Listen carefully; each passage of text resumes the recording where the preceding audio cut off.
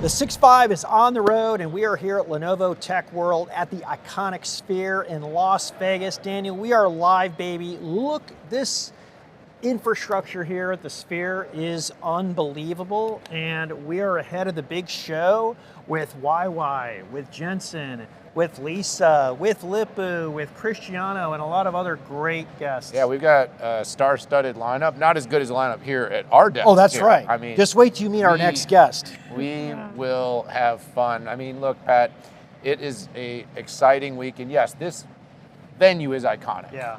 But the AI transformation is just mind-blowing. The speed at which things are happening right now.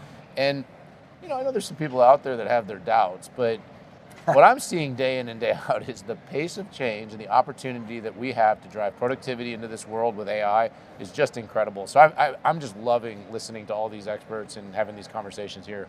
Yeah, it's crazy. Infrastructure used to be not sexy, but guess what? It's sexy. It's driving the markets today. It is back. And by the way, it's changing very rapidly. And one of the things that we saw in the early days of machine learning about 7 or 8 years ago was the transition from training to inference. And with generative AI and agentic AI, we're seeing the same thing. But architectures need to change to be able to meet that new agentic AI need. And I would like to welcome Scott Tease back to the 6.5 to have this conversation about inference. It's good to be with you guys. Thanks for having me again, as always. I appreciate it. Absolutely. What is this, like your third or 100th fourth time? I always like seeing you guys, especially in places like this. Pretty amazing. Isn't this great? It's insane. Yeah. It's insane, yeah. It is great. Yeah. Well, let's talk a little bit about doing AI, right? I mean, some of us are building these more frontier kind of organizations where we're looking at every process in our business and we're saying, where does AI fit? Yeah. Where is it autonomous? Where is it AI, human plus machine? Where is it still very human heavy with maybe a little support, machine learning, analytics? There's this whole continuum. But that's not what, I mean, most organizations, I think we're still early. We're still really early. I'm just kind of like, what are you seeing in terms of that gap between the kind of the ambition, stuff we're seeing at events and the speakers we mentioned here and what they're saying and the enterprises that companies like yours at Lenovo is dealing with every single day? Yeah, we're talking to customers all over the world, as you guys know. And, you know, I think the big thing that we're seeing is a lot of companies that go into AI, they're not quite ready for the operational excellence that it's going to take to run this AI. You know, what we're trying to do now is move out of those frontier models and taking, you know, a Llama or, you know, OpenAI and actually turn it into something people are actually going to use. When we do that, when we start running inference, that's where people are going to experience the benefits of AI. Yeah. That's where a worker's going to get more efficient. That's where a factory is going to make decisions smarter about quality. A doctor's going to make better decisions. It's that inference workload that we're starting to see take off. But some customers are not ready for operationalizing that. They're still focused on building the model out, not putting into like an ongoing, perpetually evergreen state. And that's what we're helping them do right now. And that's the exciting part of this journey, and that's just getting started. So is it just them building the model, or what about like these enterprises? Like, how about the adoption side of these things? Like, are you still seeing like doctors resist, or you know the lead foreman on the shop floor? I mean, are they buying into it too, or is that another point of contention? You know, when we first started doing testing with AI, it was data scientists or technical people were doing testing, and we were doing a lot of like showmanship. We were teaching a machine to do something that people only thought a human could do. Now we've moved past that. Now the lines of businesses are coming to the table and they're asking for, hey, how do we deploy this AI? How do we use it? How do I get closer to my customer? How do I get more efficient? So it feels like people are embracing it a lot more than they did in the past, which I think is, you know, step one in getting it done. So we're seeing real viable AI being deployed right now today. Yeah, there's a lot of enterprises. I did a recent enterprise advisory board in Europe for a customer I may not name, but had a bunch of CIOs there, and they were talking about AI and how they're deploying. A lot of them were using AI, but it was through basically the web or through a SaaS, and then on-prem and on the edge, they had done a lot of experiments. They had done some POCs, and some of those POCs delivered value, and they're scaling it, and that's where we bring in inference. And can you talk to me why, above the obvious, which is why inference is important, because you actually have to run the applications, is it any deeper than that? the value of inference in rolling this out? You said something pretty neat, Pat, that the early ones you saw were a lot of SaaS type things. Yeah. And I think what was nice about SaaS is it made it really easy to make AI part of the workflow. If you're doing AI for AI's sake and you're just doing like these one-off projects, experimentations, it's not likely going to end in something you can actually deploy and do in real time. If you're building it in as part of your workflow, much better chance of success. And I think that's what we're seeing a lot more, whether it's done in the cloud, whether it's done in the data center, or if it's done on the edge. And we're seeing all of that. That's part of that hybrid AI vision that we've talked to you guys about in the past. AI is going to have value chain, bits of the value chain all along that, from the cloud all the way out to the edge, even the desktop and in your pocket. That's right. Hybrid cloud, I knew was going to be a success because it's what customers want. Yep. And I always like to say that a company is one acquisition away from having another cloud vendor as well. So remember that silly time when clouds thought they'd be the cloud? Right. It was going to be everything. And here we are with AI, Daniel, and every cloud, public cloud, is building all of this software just for their customers, and they're really not talking to other clouds, which I find fascinating. Yeah, well, I mean, what most organizations look like, they're very distributed. Yeah. So a lot of things we're talking about here is like, you might think of a company where a traditional chatbot could do a lot of things for that company. Like think about a retail, a large retailer. Amazon's one that come to mind, but think about a physical retailer, like Walmart. Well, the customer experience might be very much like a centralized AI thing could work in terms of creating a customer experience. Right. A cloud, you don't need, latency's not a huge issue. It could take a few seconds. But then you think about the whole supply chain. Think about distribution centers. You've got trucks. You've got packaging. You've got boxing. You've got like financials. And all of a sudden, you've got this really crazy distributed compute requirement. Yeah. And that's really hard. I mean, so, I'd love to get your take on this. We go across factories, you got stores, you got hospitals, you got remote workers, right? You got all these things.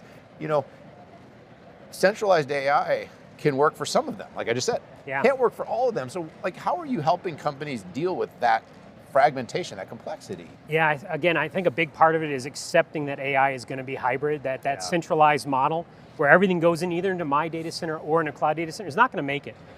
Data has way too much gravity. And we talk about data gravity a long time. This AI is proving how strong that gravity pull is. Customers have two choices. They can bring their data to AI somewhere out in a cloud, or they can bring AI to their data. And a lot of companies are going to find that the latency, the data sovereignty issues, security, just the networking, bandwidth and bulk to move that much data is going to mean you want to bring the AI to the data rather than the other way around. So being able to run properly sized AI at the edge, in the data center, and out in the public cloud is the right way to do, and that's what we're guiding our customers to do as they get started. Yeah, that's right. And if we look at history, and typically compute starts in a centralized place. Yep. We saw it with mainframes, we saw it with mini computers, and then actually mini computers were the disaggregated version of the mainframe. Exactly. And then client server disaggregated that, and then you went cloud to tried to re-aggregate. No, exactly. So the industry goes through this aggregation and disaggregation, and what I'm pleasantly surprised at is the tools to manage between the different environments are getting better. Yep. You want to manage the data, you need to manage the security between those, and there will be agentic orchestrators as well that go between these different environments. But as AI becomes embedded in everyday life, what is going to separate, I don't want to call it the winners and the losers. There will be. I'll call it a lasting competitive advantage. There you go. Is that better? That's nicer. A very politically That's a correct version of it. Durable. A durable lead. Well, look what we saw in the age of the web, in the age of e-commerce, and social, local, mobile. Those companies who didn't embrace it and just crush it, they went out of business, or they went from the #1 market share company, to the #5 market share company. Yep. Yeah, I think a big part of it is how you approach AI. If you're going into it thinking you're going to build the killer model for some specific function, you're likely not going to be one of the long-term winners. If you go into it thinking of this is all about operationalizing for the long term, keeping it reliable, keeping it evergreen, keeping it secure, those are the winners there. Those are the people that they're treating AI again as part of the workflow that they're already doing. That's who's going to ultimately win. People that have good data practices today already in place, they're going to benefit because they're going to be able to adapt to that AI better, embrace it more fully. Also, we try to give guidance to enterprises on, really find out what is strategic to your company. Right. And you need to do that yourself. Don't outsource it. It doesn't mean you do all the tech yourself. It's just that is a proprietary value add that your company is. And then, quite frankly, commoditize the rest because they don't differentiate you. Right? Maybe HR is not necessarily something that is differentiatable by company in your company, but hey, if you have 1 million employees, it probably needs to be. If you're making cars, depends how many agents you have. Yeah, exactly. And then if you're making something, it's manufacturing, maybe not a different area. Are you getting that same kind of feedback? Yeah, I mean, again, I think people are looking at where can they build an AI, what's already built, what do I have to build myself? Again, their data, I think most companies come to realize their data is the key to unlocking the biggest amount of value, but there's some low-hanging fruit that you can easily implement. A lot of that's being done in the cloud, which is, again, part of that whole value chain. Choose it to go in the cloud for those types of things. Other bits where it's your data and you're going to unlock valuable insight from that, you want to own that. And again, if you're in another country, you may not want that data leaving even the country border. Yes. If you're in the EU, you don't want to leave in the EU. You're in Japan, you don't want to leave in Japan. You're going to want to be able to do a lot of that kind of stuff on your own. Maybe it's outsourced to a GPU as a service company, but somewhere locally. And again, I think a lot of it's going to come back to where that data resides. You're going to want to bring the AI to it. And not all AI has got to be super power intensive, super exotic. A lot of it can be on devices like this, bounded to a wall, an edge device, or even just regular data center stuff. Yeah, exactly. It's really interesting too, because I think a lot of people have sort of misconstrued the size of the opportunity for AI. They really look at it, as chatbots and LLMs. And I think it was a really good point you made, though, as companies start to realize their data. Companies that have something unique will be the valuable companies. And so what AI is doing, though, is people that have sort of become brokers of widely publicly available information, that's going to collapse. Because it's too easy to organize, sort, distribute, But if you're like an aggregator, like someone that was a job aggregator. I remember there's all those companies that'd be like, oh, we aggregate all the job postings from everywhere. Like AI could do that. You could build that app in like 5 minutes. You can stitch AIs together in no problem. You could do that in like 5 minutes. Code that at the break. But like if you have really, truly unique understanding of, say like a Tesla that has billions of driven miles that can truly build a world model for what driving looks like. There's so much value in that. I agree. So I think companies figuring out how they can take their data is going to be one of the big projects over the next handful of years for them to, because they're going to have to reposition what they do. Think about it, Dan. So like today, if you want to interface with an SAP environment or some big software database or whatever, you got to be a pretty deep expert to be able to do something powerful in that software. With AI, we're going to interface with it in human language. I'm going to speak to it in English. So I mean, it's like the playing field's been leveled for so many people to take advantage of this super powerful technology, and we're just at the beginning of touching what it's going to be able to do.